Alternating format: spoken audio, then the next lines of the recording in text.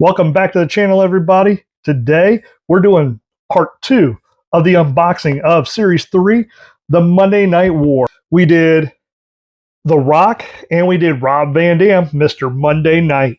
Tonight, we are doing Harlem Heat. That's right, Stevie Ray and Booker T. So before, Booker T was a five-time WCW World Champion. He was one of the greatest tag teams in WCW history, along with his real life brother, Stevie Ray. So, this is basically like a screenshot in time because we already have had Booker T and Stevie Ray in their Harlem Heat gear from before, but who doesn't like an updated one? Plus, we have to get these in order to get the Disciple. The Disciple, that is going to be the Build-A-Character. So tomorrow, hopefully we'll do the Build-A-Character and we'll be able to rate the rest of this group as we see it. So sit back, relax, and enjoy your time. If you feel that, sucker!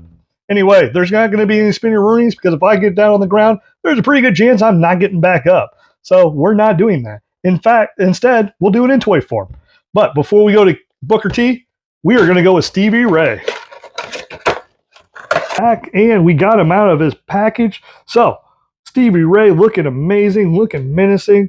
One of the things I loved about Harlem Heat is that they were two big guys that were able to move around in the ring. What I mean by that is that they were the powerhouse and they could be the high flyer. So, we already know the Booker T was able to do the Spooner-Rooney, but Stevie Ray, he would come in and he would actually be more powerful than Booker T. So, right here, I really love that they did what they did with the black and red tights with the flames. Classic Harlem Heat. I love it a lot. As you can see, it comes with the do-rag, and it also comes with his signature glasses. Both of them would wear them. He does have swappable hands, so the mic holding hands. You can see here where it actually has the rest of the costume coming all the way up because it actually wraps around one of his fingers. But I like how they saved on a little bit of work by not coloring in these little pegs. So that works right there too. This is a elite figure, so it is going to have that bendable, posable articulation that we've come to know and love. But now, one cool thing is that if you're able to find it, if you see like the electric blue version of Booker T and Stevie Ray, that is actually the chase. So this is the chase of the group, would be the electric blue. I have not seen one of those. Once again, don't really need it because I've already got another Booker T and Stevie Ray Harlem Heat in an all red with as the base instead of the black like we have here. So I don't think I really need the electric blue. It is good looking. It is a good looking set, especially if they would have came out with like a sensational Sherry wearing the exact same outfit because that's who was the manager at the time. But, you know, not the end of the world if I don't get it, right? So this has been Stevie Ray. Let's go ahead and take a look at his real-life brother and tag team partner, Booker T. Now, I'm going to open this one up, and I'm really sorry if you have to listen to the crunching. And the reason why is because I do want to tell you a little bit about Booker T. One of the things I absolutely love about Booker T is talk about a guy who's taken his rough upbringing and turned it into something. So what I mean by that is that even though they call him Harlem Heat, they're actually from Houston, Texas. And him and his brothers and his sisters would get separated because his dad walked out on him and his mom passed away. So it was basically up to the older brothers and sisters to actually take care of them. And they were young themselves, so that wasn't actually able to happen. So one of the things that did happen is Booker T was a little bit bigger and that kind of stuff, so he kind of looked like he was a little bit older. And what ended up happening was him and his buddies decided to start robbing Wendy's. That's right. The Wendy's, they were like the Wendy's bandits. I think they robbed like 2 or 3 of them before they got caught. He gets put into prison, has to be there for however long he is. And that's when he kind of decided, hey, he doesn't want to go down that route. His brother and him had always kind of been big into wrestling and enjoying it. And he was actually just tagging along with Stevie Ray, and one of the promoters was like, man, he looks amazing too. Why don't we put them together? And I think he actually started out as G.I. Bro, which obviously that's funny and really cool, but put them together, made them an actual tag team. said that they were from Harlem, and the rest is history. Now, I would say that I love them as a tag team, but Booker T really, really did shine as a singles competitor. But I think he was more of a shining star before he became like the world champion.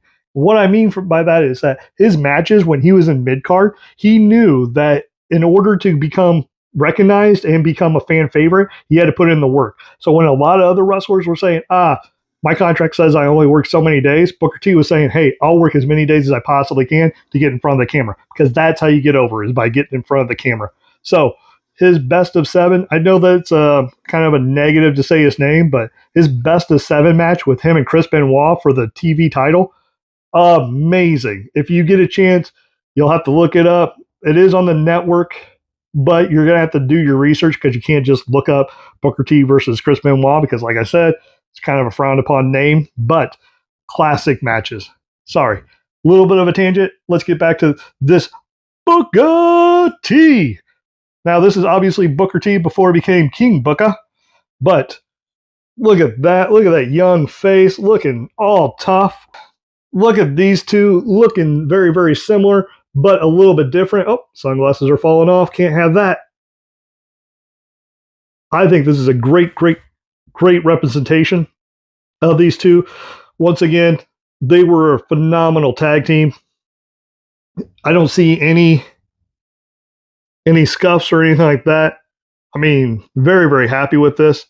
I'm glad. This is one of the reasons why I'm glad that they brought out this line of the Monday Night War, is because there's a pretty good chance that you probably wouldn't see these two just on a regular shelf inside a regular series. You have to have a theme series in order to get groups like this, because I don't know how many people would pick up a Stevie Ray and a Booker T looking like this as opposed to just the singles version of Booker T.